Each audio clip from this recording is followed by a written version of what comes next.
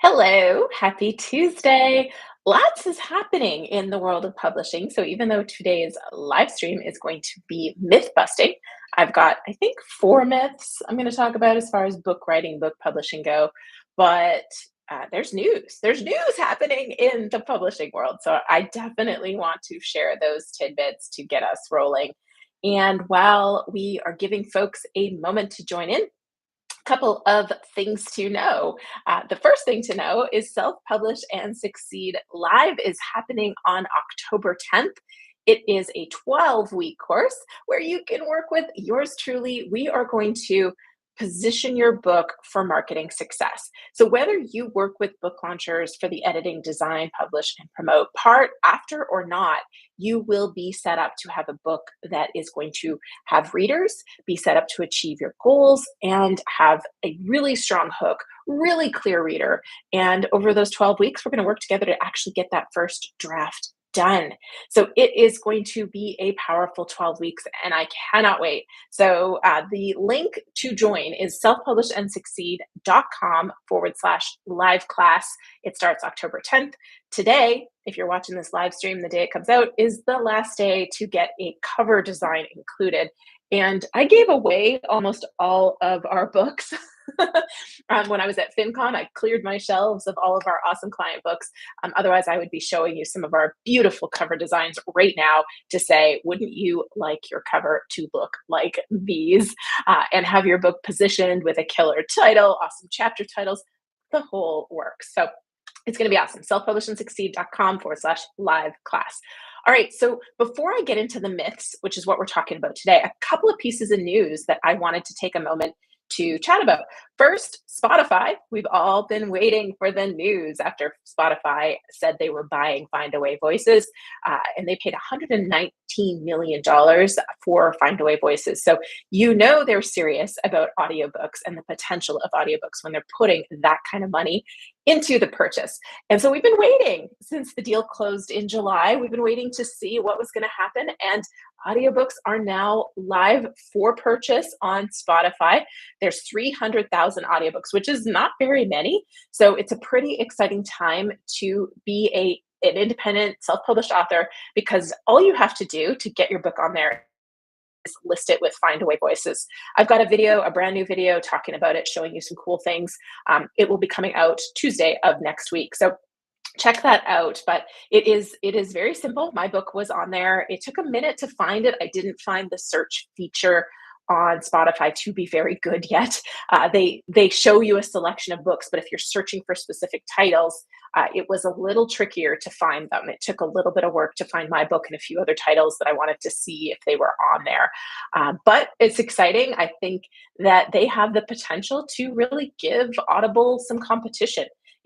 Audible has dominated in North America in particular, and I think more competition is great for consumers. And I think this particular move is going to be really, really good for authors too.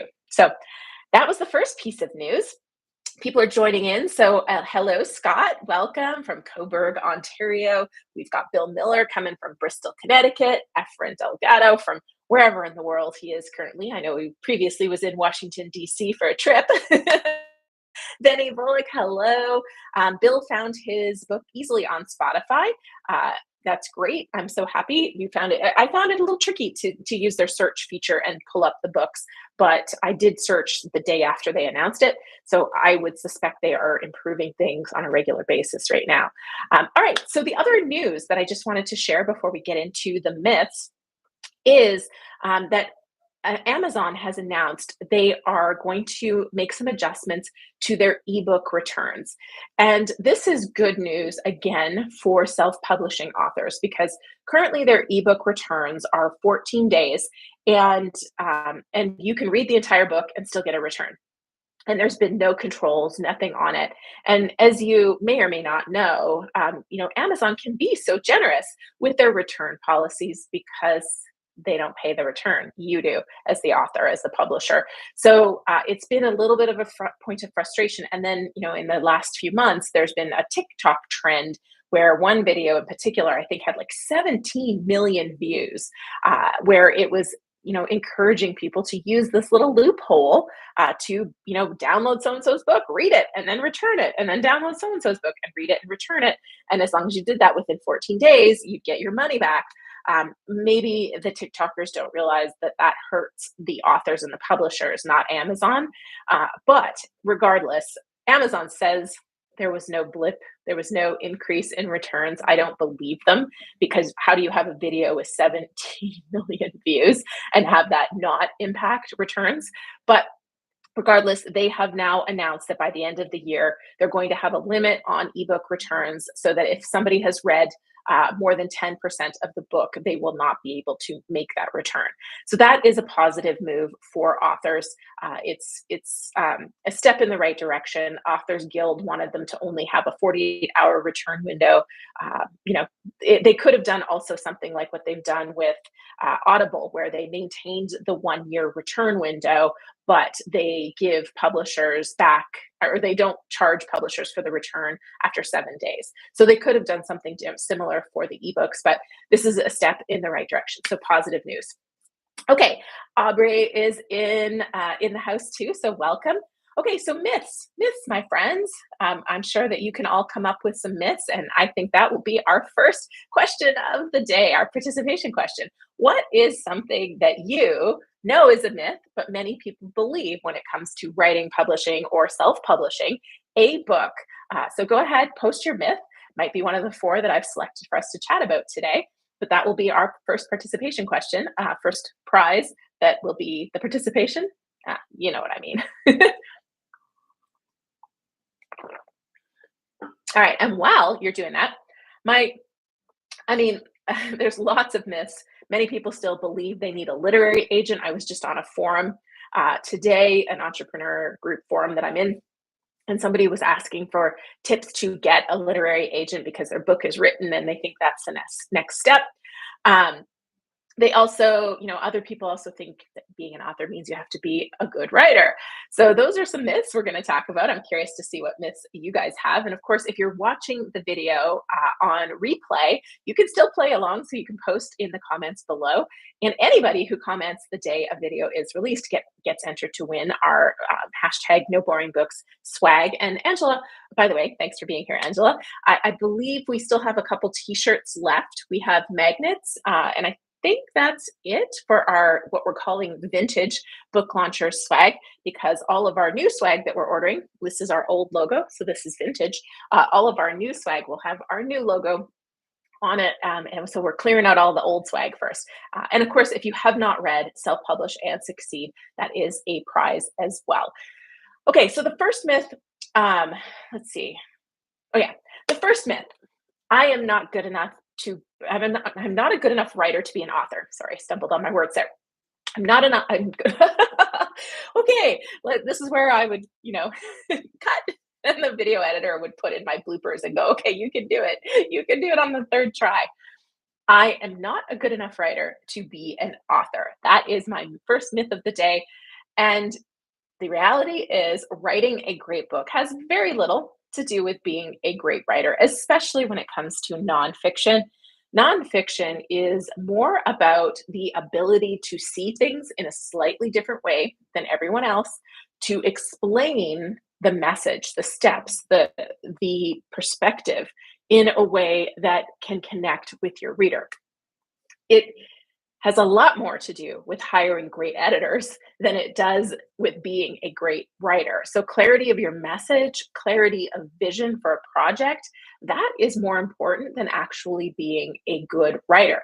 So that's one of the myths that a lot of people feel like, I am not a good enough writer. Well, if you can talk, if you can explain your experiences, your expertise, your message, and you've got a way of explaining it that will connect with people, you can write a truly, truly great book. So that would be the first myth. Let's see what kind of myths you guys came up with. We have, Efren has only traditional publishing is legitimate. Good myth. I love that one. And Angela says we have t-shirts left. And Gray, hi Gray, welcome, says you have to have some sort of degree or education level to write a book. Another really good myth. Thank you for sharing. Let's see. And I think that's it. So go ahead, share your myths that you think in those comments. That's our first participation prize question today. So I'll give you guys a little bit more time to chime in. And the real deal says, my book will be out soon and I learn about you after I found an editorial company. Hey, we're still here. We do book cover design, book layout, and most importantly, book marketing. So after your editor is done with it, you can still reach out. We might still be able to help you. Regardless, we're here to help with all of our live streams and other materials too.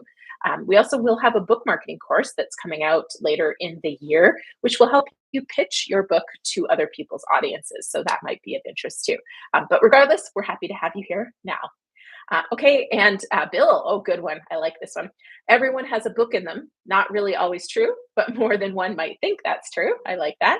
And Scott Clancy says niche topics don't sell books. Oh, that is not on my myth list today, but I think that is an entire video I think that I should do in the future because, in fact, niche topics, maybe they aren't the multi-million copies kind of topics, but imagine you have a niche topic that there's an audience of 500,000 people. And as soon as they find out your book is like they're like, that I've been waiting all my life for this topic. And you can get a big chunk of that 500,000 audience, say even 10% of that audience buys your book, you're still doing phenomenally well as an author. So I love niche books because if somebody can look at a book and go, oh my gosh, that is for me, you've really nailed it. And when we're not celebrities, I think that is a really, really good first goal. So I love that myth, Scott. In fact, we still have other people chiming in, but that's going to be my prize. So Scott, you won our first prize. Congratulations. So because we have kind of a smorgasbord of prizes, Angela will send you a message because we do have your email address, I believe, but you can also message Angela at team@bookmonsters.com. She'll give you the choices and confirm mailing address, and we will send you a prize for that today. Okay, so the next myth today is that authors don't make money, or people say this in other ways. I know my book isn't going to sell any copies, or I know authors don't make any money. And yes, there are plenty of nonfiction books that don't sell very many copies. And, if you actually sell 250 copies or more, you're in a top percentage. I don't have the exact stats in front of me, but the vast majority of authors that we work with are selling more than 250 copies. Many of them outsell that on launch month. And that's because they have done the things that must be done to sell books. What I find, and there are exceptions, right? There are exceptions where authors do all the things and their book still doesn't sell for a long time. And there are exceptions where people do nothing and their books sell, but those are exceptions, okay? The vast majority of authors that do the things they need to do will sell 250 copies and likely a lot more. But it is a matter of setting yourself up for success and mentally preparing. But to think and to go into it thinking, my book, I'm not going to sell very many copies, or authors don't make money, I feel like you get what you focus on. And if that's your belief, that's probably what's going to happen. But if you go in thinking, you know what, I'm going to have to work hard to find my readers, but I'm going to find them. And I'm going to use my book to get X result in my life, my business, my brand, whatever it is you're trying to achieve, you likely will get there over time. And I shared in the deep dive on Saturday, Shel Phelps, who wrote The Big Bliss Blueprint. She published it in May of 2020, I believe. So also, all the people who said, that was a terrible time to publish books. It was not great, right? The height of all things being shut down and lots of the marketing avenues authors rely on were not available to them. But her book came out in May of 2020, and her goal was to do speaking engagements and have workshops. And she just posted and tagged me in a post announcing that she got her first paid international speaking gig. And she was, really excited about this first international gig. And so she's just kept going.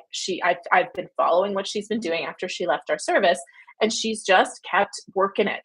she posts on a regular basis. She runs her own training sessions. She engages with other people with their training sessions. She's been on podcasts. She's done small gigs and worked her way up to this. And so when you go into it with this mindset that I'm going to use this book as the beautiful tool that it is to make money, sell copies, and get out there, you're going to do a whole lot better than the majority of authors, because there's a whole group of authors out there that either think they need a publisher because the publisher is going to do the marketing work, which they don't, or they think that their book is so amazing that as soon as it gets on Amazon, people will find it.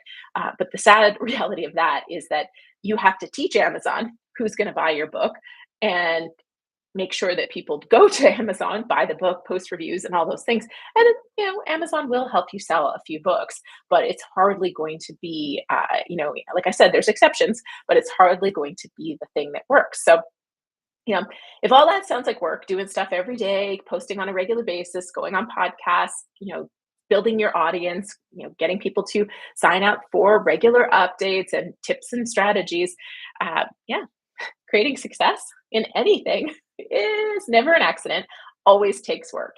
So one of my friends, he's working on, his physique. He's like, this is something that is going to be, nobody can take this away from me. Nobody can say I bought it. He's like, to me, it's the ultimate, this is his words. He's like, it's the ultimate status symbol to have muscles and to be fit.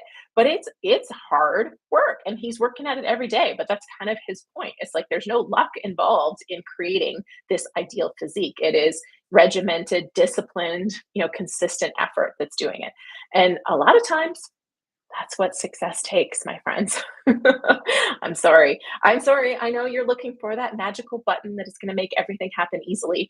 And there are people that seem like they've hit it. But I've often shared this too. A lot of people ask me, okay, who's your most successful author?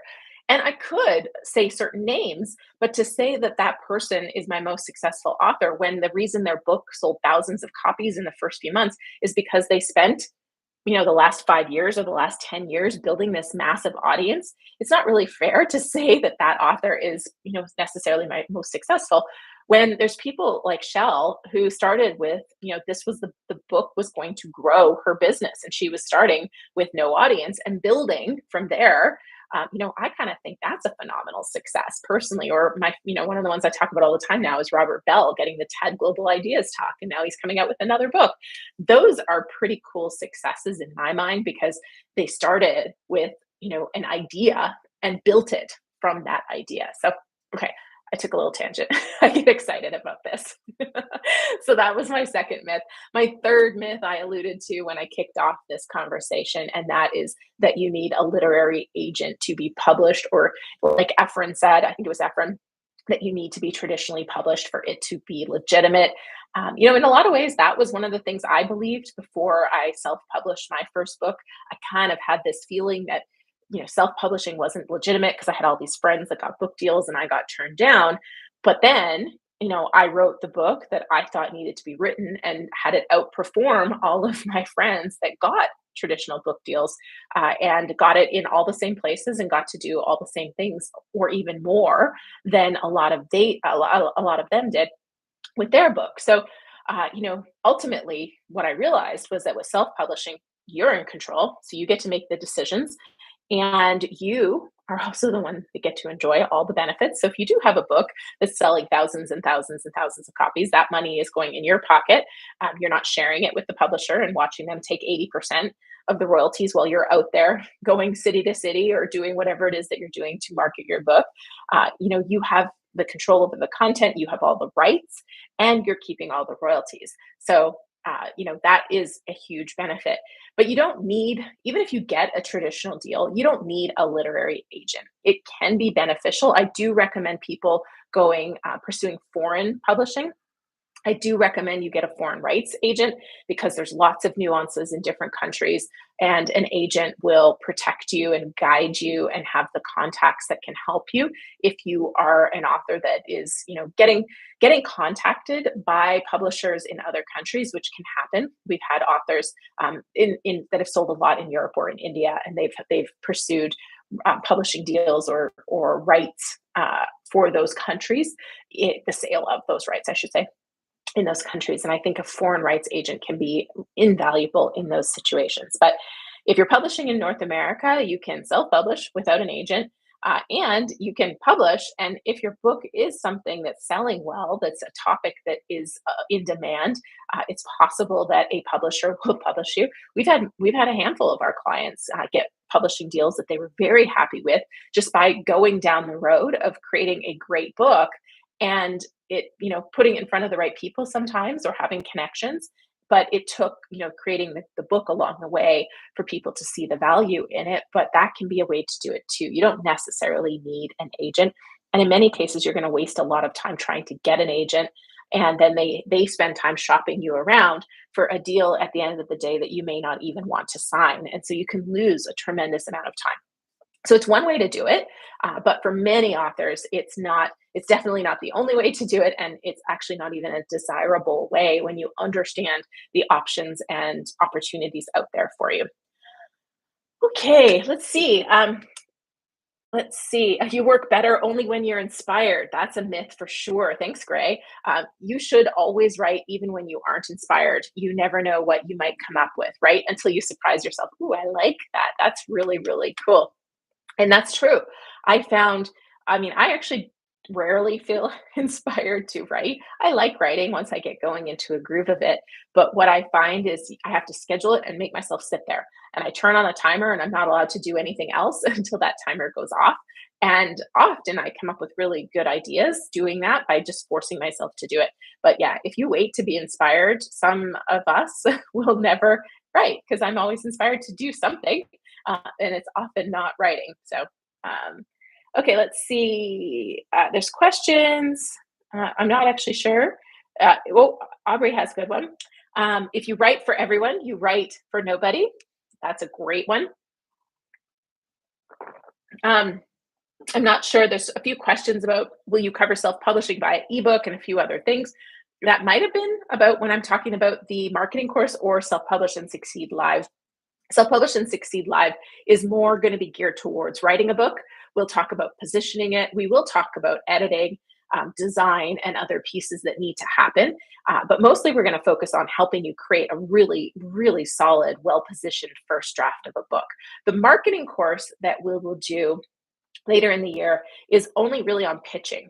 We're not going to cover Amazon ads. It's really about getting your book in front of other people's audiences. So, how to position yourself for bulk buys, corporate partnerships, sell podcasts, media, that kind of thing. That's what that course will be on. So, let's see. Efren says adversity is the catalyst for purpose. Ooh, it's like you guys are quote dropping today. That's fantastic. All right. So while I got my head up and out of the myths, I'm going to go into my random name picker where I've entered in everybody who has commented on Tuesday and Friday for the last 2 weeks. And you're spinning around right now and I'll let you know who comes up. Let's see. Oh, a YouTube bestie, Michael Cook. I don't know if he is here. Michael W. Cook. Did I see him here in the live stream today? Nope, but I know he'll be watching the replay. I don't know if he's actually won anything in a while, so I think we'll hold this prize for him. So, Mike, go ahead and write Angela at team, at booklaunchers.com and connect with her to figure out what your prize will be. Yeah, I'm pretty sure you've already got a copy of Self Publish and Succeed, so you won't need that. So you can find out what else we have that's a good fit for you, and she'll get that sent off to you. Okay. Where's my random name picker? I'm going to do the other one right now, too. It's spinning away. And our winner is. It froze. Okay, here it comes. Book Marketing with Brian Burney. Oh, awesome. This is funny. Sometimes when I see the name, I actually remember the comment. He was commenting on the video that I talked about 2 weeks ago on the ads. It was like tips for running paid marketing for your book. And he has an agency or a service where he does BookBub and Facebook. And so yeah, congratulations, Brian. Email Angela at team@booklaunchers.com and you can get yourself some book launcher swag. Yay. Okay, last myth is You need inspiration. Oh, we just talked about this. I forgot that was my fourth myth. You need inspiration or the right time to write. Was that Gray? Yeah, so Gray, you and I were on the same wavelength today. Good one. I wrote these on the weekend. That's why I forgot what they were already. So but it was a I'll tell you guys a little story. A friend of mine was here in Vegas a couple weeks ago, and I love Texas Hold'em. It's the only thing I ever play at the casinos is Texas Hold'em. If I am ever going to go and quote unquote gamble, you'll find me at a Texas Hold'em table or a tournament. And so he was here, and we went to the Venetian, and he'd been playing all these other games, and he'd lost. I think he said he was down almost $1,000 by the time we sat at the poker table. But within an hour of sitting down, he was already up $1,200. So I told him that I was clearly his poker muse, and that my cut was 25%. He didn't pay me, but it kind of felt like some authors, they feel like they need a muse. They feel like they need this inspiration or that there's good luck. Like, obviously, my presence was not the reason that he was up $1,200 in a very short period of time at the table. He just kept hitting. It was one of those days where the numbers were not always in his favor, but the cards kept hitting for him. And so he was really raking in the money. But it is a lot of authors kind of think like that. It's like the poker players that all have these little charms or chips and things like that. That's their lucky thing. Uh, and as a writer, I find some people think that too. They need that inspiration or they need that muse or that thing. But the reality is, you just have to sit down and write. And this is something that we've already talked about today because Gray brought this subject up. There is a downside of believing that you have to have this inspiration because you might have those moments where you feel so inspired and it just flows out of you. But if you believe that that's the only time you're going to write, you're going to miss out on the opportunities and situations that actually kind of force you to get curious or to just write. And like we've already talked about, you'll end up creating something great just by virtue of doing that work over and over again. Creativity, just like what's happening around you, it doesn't creativity doesn't get sparked by, or can get sparked, but it's not something that resides outside of yourself. It is something that you can be taught or you can teach yourself to produce on a consistent basis. So you just have to set the time, sit down and get to work, and you will find that you are a lot more creative and inspired just by doing that in repetition. So but if anybody does want to sit at the poker table and win and pay me 25%, I am totally fine with that. But yeah. Okay, so that was my four myths of the day. What questions?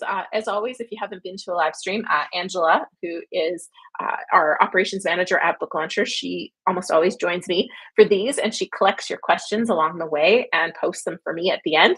We also do one last participation prize, which is usually a number that I choose, and we choose from anybody who has commented.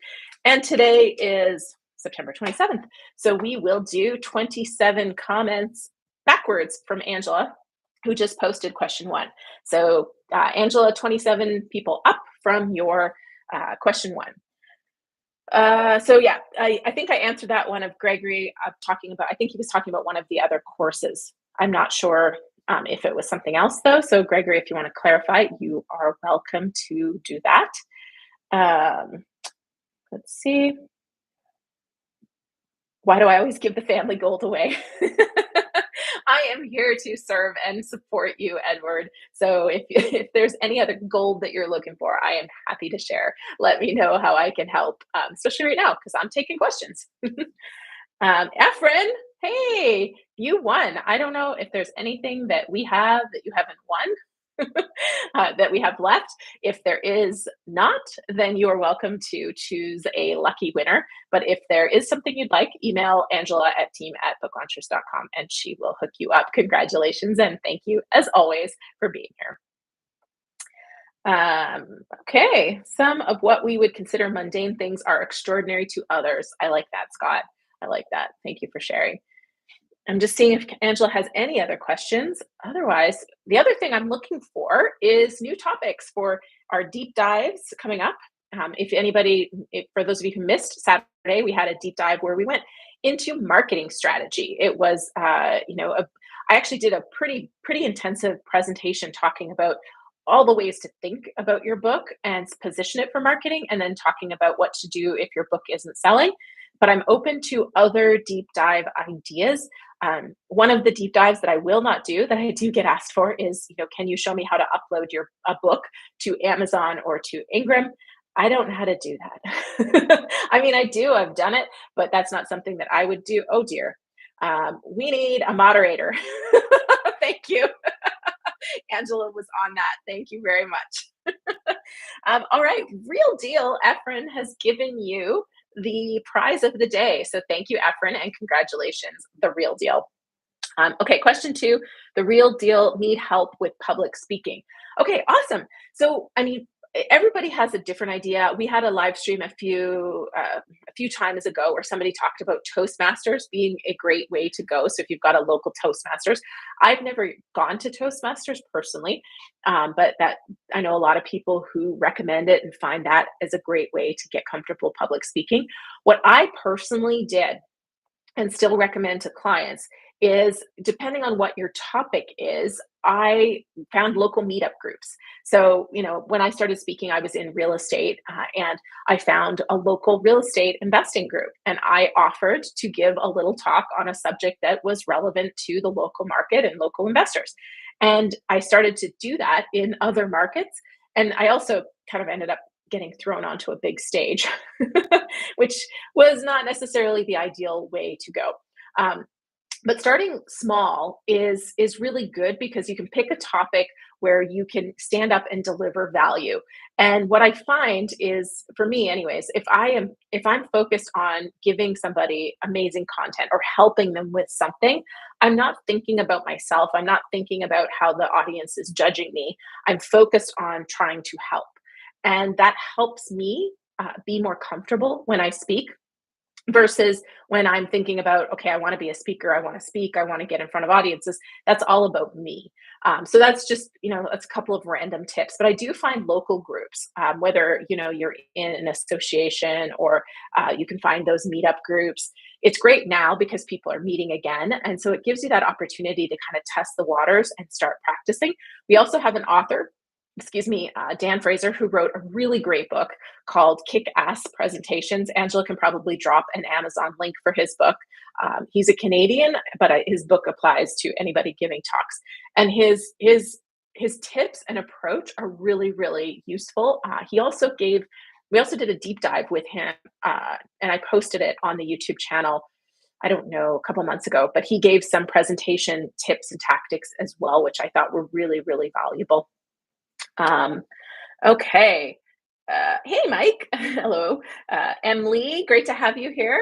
And Mike's going to need the replay tonight. Well, that's good. It'll be there for you, as always. And let's see, just seeing if there's any other questions here. And again, Angela, I mean, that was really fast reflexes as far as getting on top of that unwanted content that popped up there. So way to go. Okay, that was the last question. Oh, you guys are easy on me today. So if you're watching the replay or after we turn off and you go, oh, I've got an idea for a future video or a deep dive training, go ahead and post it in the comments below, because I am collecting. I'm starting to plan 2023 already. Kind of crazy to say that, but we are heading into the last quarter of the year. So I'm starting to look at content and ideas for that.